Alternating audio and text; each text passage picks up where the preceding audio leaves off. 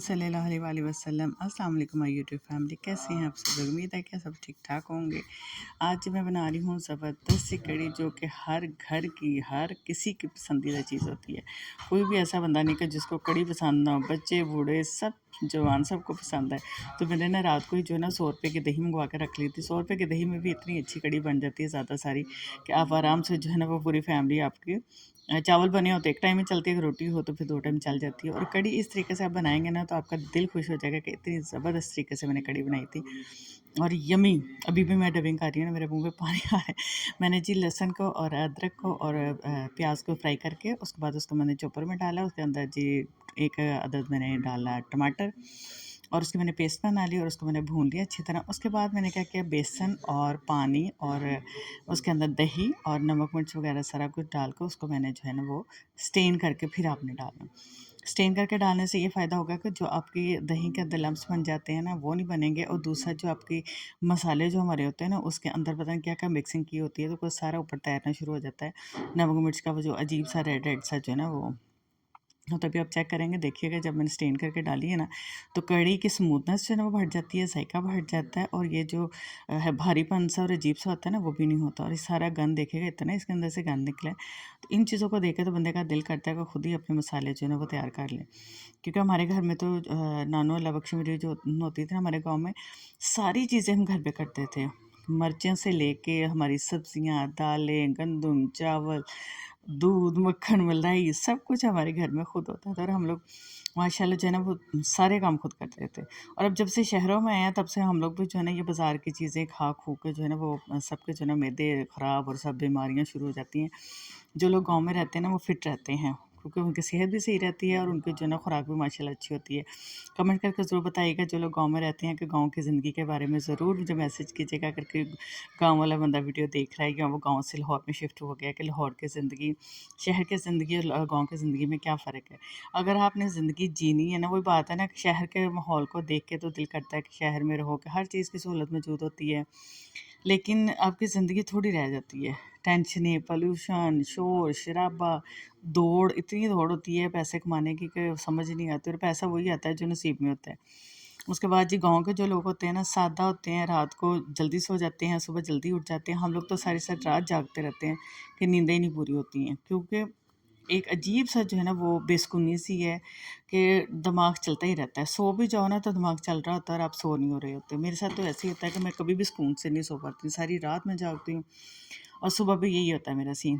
और हालाँकि और मेरी आँखें इस तरह स्वेल हो जाती हैं, लेकिन गाँव में यकीन करें कि सुबह जो है ना जैसे पहली अज़ान होती है ना, सब लोग चाहे बूढ़े हैं, जवान हैं, बच्चे हैं, सब उठ के बैठ जाते हैं, उठ के नमाज़ पढ़ते हैं। बच्चे मस्जिद में चले जाते हैं कुरान पाक पढ़ने, नमाज़ पढ़ के कुरान पाक पढ़ के वहीं से आते हैं और माएँ जो है ना अपने घर के रूटीन के काम करना शुरू हो जाती हैं। और वो 10-11 बजे फ़ारिग होके दोबारा से अपने घरों में अंदर कमरों में जो है ना वो चली जाती हैं, कि बाहर जो धूप इतनी ज़्यादा होती है ना उससे बचने के लिए। हम लोग क्या करते हैं, हम लोग उठते ही 2-3 बजे हैं, फिर नाश्ते कर रहे होते हैं, फिर हमारा जो है ना वो सारा सिस्टम चेंज।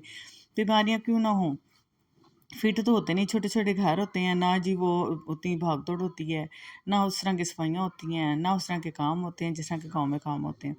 गाँव की जो ज़िंदगी है वो सबसे बेहतरीन ज़िंदगी है, अगर आपने 4 दिन जीना है तो। या तो पहाड़ी इलाका, और मेरा तो ड्रीम सिटी जो है ना वो है क्या नाम है, इस्लामाबाद। मेरा दिल करता है मैं इस्लामाबाद जाऊँ, वहाँ शिफ्ट हो जाऊँ। आए अल्लाह कसम से मेरा तो बड़ा ही दिल करता है। सब ने मिलके दुआ करनी है, तो आमीन कहना है कि मेरी दिल ख्वाहिश भी ये हो जाए मैं इस्लामाबाद शिफ्ट हो जाऊँ। कोई ना कोई अल्लाह ताला सबब पैदा कर दे। हालाँकि ना ही हमारे पास कोई घर है वहाँ पे, ना ही हमारे इतने वसाइल है कि हम वहाँ पे रेंट पे जाके रह सकें। लाहौर के इस्लामाबाद के खर्चे में फ़र्क होगा, बच्चे यहाँ पे पढ़ रहे हैं, हस्बैंड की जॉब है, तो ज़ाहिर है और कुछ भी नहीं हो सकता कि वहाँ जाके बंदा सहे। लेकिन फिर भी दिल है ना, दिल तो मानता ही नहीं है। कहते हैं ना दिल तो बच्चा है जी, जो दिल का ख्वाहिश होती है वो ज़ाहिर कर देनी चाहिए ना। तो मेरे सारे घर वाले कहते हैं हाँ तुझे बड़ा शौक है, जा जाके गाँव में शिफ्ट हो जा, तो गाँव की बड़ी तारीफ़ें करती है। यकीन करें सही बात है, जब आप यंग होते हो ना तब आपका दिल कहता है भागो भागो शहर की तरफ भागो, शहरी ज़िंदगी देखो क्या ज़िंदगी है। और जैसे जैसे आप एज के उस हिस्से में आना शुरू हो जाते हैं जिस हिस्से में हमारे पेरेंट्स हैं, फिर आपको दिल चाह रहा था कि आपको सुकून दे लाइफ गुजरे, सुकून दे माहौल हो, फ्रेश हवा हो, फ्रेश जो है खाना पीना हो, हर चीज़ में मतलब शोर शराबा तो बिल्कुल बर्दाश्त नहीं था होता है इस चीज़ में। 40 के बाद तो आपको बिल्कुल भी जो है ना ये शोर-शराबा बिल्कुल बर्दाश्त नहीं होता। जो बड़े अपने लग रहे होते हैं ना, बचपन से उनके साथ मतलब दिल करता है कि वो हमारे पास आएँ, शोर-शराबा सब कुछ, लेकिन इस एज में आके यकीन करें, वही शोर-शराबा आपको ज़हर लगना शुरू हो जाता है, वही गैदरिंग आपको अच्छी नहीं लग रही होती है। दिल करता है बस खामोशी हो, एक सुकून हो और अलहदा आप एक सुकून दे माहौल में बैठे हों। ये इस तरह की ज़िंदगी चाहिए होती है। मेरा तो आजकल यही दिल करता है, पता नहीं क्यों, किस वजह से करता है।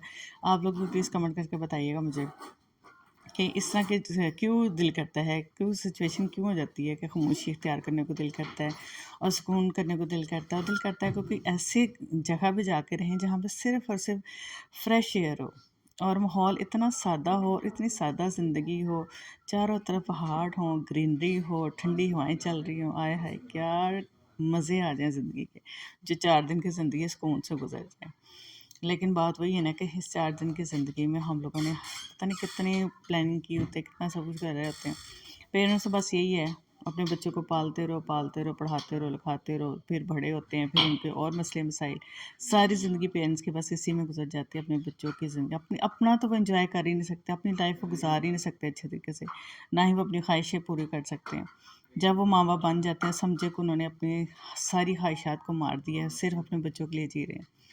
और एक वक्त होना चाहिए कि इंसान को सिर्फ अपने लिए जीना चाहिए, लेकिन जी नहीं सकते, क्योंकि ना ही आपको जो है ना आपके वसाइल इजाज़त देते हैं कि आप सिर्फ अपने लिए जियो, और ना ही आपको जो है ना वो बच्चों का ज़ाहिर है इतने मसले मसाइल होते हैं, सारा कुछ होता है, वो कैसे पूरे होगा। बस अल्लाह ताला सबको तौफीक दे कि सबके बच्चे इस काबिल हो जाएं कि वो अपने माँ बाप को समझें और उनके दुख तकलीफ़ को समझें, उनके दर्द को समझें कि हाँ भी ये भी इंसान है, इनको भी ज़रूरत है अपनी अच्छी ज़िंदगी गुजारने की, इनको भी ज़रूरत है, इनको भी फ्रेश माहौल की ज़रूरत है और इनकी ख्वाहिश के मुताबिक अपने माँ बाप को लेके चले। तो कड़ी मेरी जो ना पक पक इतनी हो गई थी मसाले में, फिर मैंने पकौड़ों का जो है ना वो चॉपर में कर लिया था, आलू और प्याज को बारीक बारीक। और ये देख कितने यम्मी छोटे छोटे से मैं पकौड़े बनाती होती हूँ। मुझे ना बड़े बड़े पकौड़े नहीं पसंद, मुझे छोटे छोटे से पकौड़े पसंद है जो मैं कड़ी में डालती हूँ। और साथ साथ मैं डालती जा रही थी पकौड़े बना के, और उसके बाद जी इसी घी के अंदर मैंने तड़का बनाया था तो वो डाल दिया था।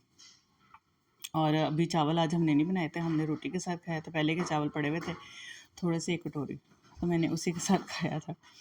और बस चम्मच के साथ इस तरह छोटे-छोटे से बना के लिक्विड आप जो है ना डालते जाएँ। इस सब पकौड़े बहुत यम्मी बनते हैं, बहुत ही मज़े के बनते हैं, इतने सॉफ्ट बनते हैं ना, आप कभी बना के देखिएगा। वो जो बड़े-बड़े से काट लेते हैं ना हम आलू और सारी चीज़ें, वो मतलब वैसे खाने में तो अच्छे लगते हैं, लेकिन अगर आप कढ़ी वगैरह में डालें तो वो मुझे पसंद नहीं आते। इतने बड़े-बड़े से आलू ये वो छोटे-छोटे से पकौड़े हो ना, वो कढ़ी के अंदर जो है ना बड़ा ही मज़ा देता है। और मेरे बच्चों ने माशाल्लाह इतने शौक से खाई, सब कह रहे थे कि मम्मा मज़ा ही आ गया, उसके साथ पराठों के साथ बना बना के बच्चों ने जो है वो खाई है। एंड में मैंने जी मेथी ली थोड़ी सी, उसको मैंने हाथों के साथ मला मल के वो मैंने डाल दी थी, और फिर मैंने ज़ीरे का और लाल मिर्च जो है ना वो उसका तड़का लगाया था। और बस मेरी कढ़ी रेडी हो गई थी। दुआ में याद रखिएगा, चैनल को सब्सक्राइब करना मत भूलिएगा और ढेर सारे कमेंट्स कीजिएगा। आपके कमेंट पढ़ने में मुझे बड़ा मज़ा आता है। मैं फ़ौरन से पहले चेक करती हूँ कि किसका कमेंट आया। तो जो लोग भी गाँव की ज़िंदगी जी रहे हैं या इस्लामाबाद में रह रहे हैं, वो प्लीज़ मुझे कमेंट करके बताइएगा कि वहाँ की ज़िंदगी कैसी है और यहाँ शहर की, लाहौर की ख़ास तौर पे ज़िंदगी कैसी है। भागम भाग, सिर्फ दौड़ भाग और ज़िम्मेदारियाँ कुछ भी नहीं है। बस ज़िंदगी इसी तरह एक दिन, कहते हैं ना, एक दिन ज़िंदगी की शाम ऐसी हो जानी पता भी नहीं चलना, और आपकी सारी ख्वाहिशें सब जो है ना, ख्वाब जो होते हैं ना, वो धरे के धरे रह जाते हैं।